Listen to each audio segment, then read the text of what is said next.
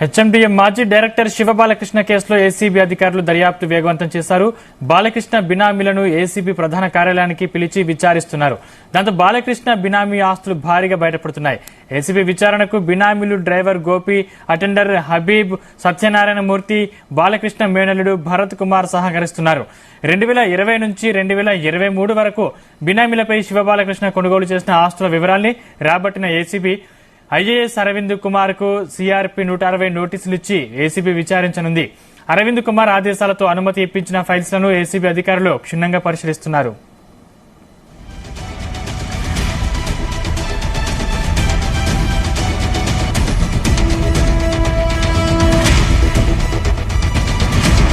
ఇదే అంశానికి సంబంధించిన మరింత పూర్తి సమాచారం మా ప్రతినిధి రవితేజ అందిస్తారు. రవితేజ,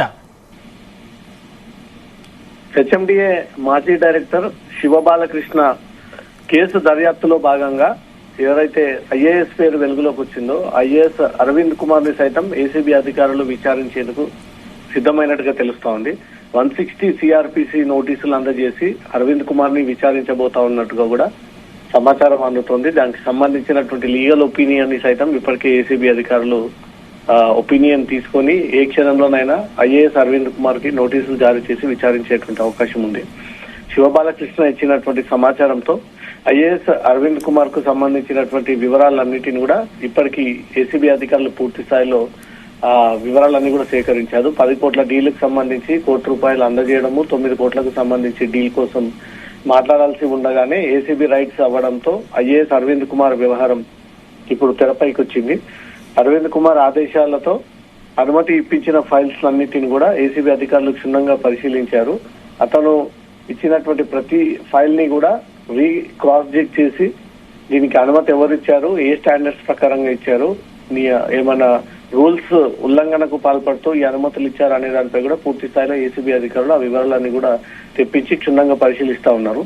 అనుమతుల ఫైల్స్ క్లియర్ తో రియల్ ఎస్టేట్ వ్యాపారుల నుంచి అరవింద్ కుమార్ కు భారీగా లబ్ధి పొందినట్టుగా కూడా ఏసీబీ అధికారులు అనుమానం వ్యక్తం చేస్తా ఉన్నారు. అరవింద్ కుమార్ ఈ మధ్య కాలంలో కొనుగోలు చేస్తున్నటువంటి ఆస్తులపై కూడా ఏసీబీ అధికారులు ఆరా తీస్తున్నట్టుగా కూడా సమాచారం అందుతుంది. ఇప్పటి వరకు శివబాలకృష్ణ ఏసీబీ కేసుకు సంబంధించి బినామీలుగా ఉన్నటువంటి డ్రైవర్ గోపి, అటెండర్ హబీబ్, సత్యనారాయణ మూర్తి, బాలకృష్ణ మేనల్లుడు భరత్ కుమార్ వీళ్ళందరూ కూడా కొంతమంది నోటీసులు ఇచ్చి పిలిపించి విచారణ చేపట్టడము, ఇప్పటికే తన సోదరుడు నవీన్ సైతం ఏసీబీ కేసులో అక్యూజ్డ్ గా చేర్చి అతన్ని అరెస్ట్ చేసి రిమాండ్ చేయడము, మళ్ళీ ఈ సహకరిస్తున్నటువంటి వీళ్ళందరినీ కూడా ఏసీబీ అధికారులు కార్యాలయానికి పిలిపించి విచారణ చేపట్టి ఇతనికి శివబాలకృష్ణకు ఉన్నటువంటి సంబంధాలు, రాబడి, లావాదేవీలు, ఏ మార్గంలో మీకు డబ్బులు వచ్చేవి, దేనికోసం మీ డబ్బులు వచ్చేవి అనే దానిపై కూడా అన్ని వివరాలని కూడా సేకరిస్తా ఉన్నారు. 2020 నుంచి 2023 వరకు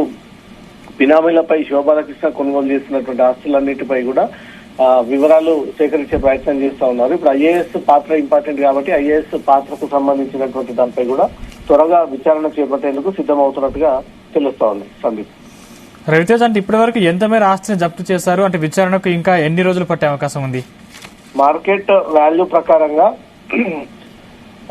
ఏసీబీ అధికారులు కస్టడీ కంటే ముందుగానే సోదాలు నిర్వహించినప్పుడు సుమారు మార్కెట్ వాల్యూ 260 కోట్లకు పైగా శివబాలకృష్ణ అక్రమంగా ఆస్తులు కూడబెట్టాడని ఆ వివరాలన్నీ కూడా ఏసీబీ అధికారులు చైన్ టు చైన్ సిస్టమ్ ద్వారా వారి బినామీలను, సన్నిహితులను, బంధువులను అన్ని కోణాల్లో కూడా క్వశ్చన్ చేసి ఆ 250 కోట్లకు చెందినటువంటి తాలూకు డాక్యుమెంట్స్, లిక్విడ్ క్యాష్, లాకర్స్, అతనికి సంబంధించినటువంటి పత్రాలన్నీ స్వాధీనపరచుకొని అవన్నీ కూడా సీజ్ చేయడం జరిగింది. దీంట్లో ఎన్ఫోర్స్మెంట్ డైరెక్టరేట్, ఐటీ సైతం ఇన్వాల్వ్ అయ్యేటువంటి అవకాశం కూడా ఉంది. దీనిపై ఇంకా అతను మాజీ డైరెక్టర్ గా ఉన్నప్పుడు, రేరా ప్రిన్సిపల్ సెక్రటరీగా ఉన్నప్పుడు, హెచ్ఎండిఏ అధికారిగా ఉన్నప్పుడు ఎవరెవరితో లింకులు పెట్టుకొని ఏ అధికారులతో కలిసి ఈ దందాకు తెరలేపాడు, వారి కుటుంబ సభ్యుల్ని మొత్తం అందరినీ వివిధ వింగ్స్ లో ఏర్పాటు చేసి వారి ద్వారా ఫైల్ వచ్చే విధంగా ఒక సిస్టమ్ ఆపరేటర్ గా, ఒకరు పరిశీలన చేసేటువంటి వ్యక్తిగా, తన డ్రైవర్ ని కూడా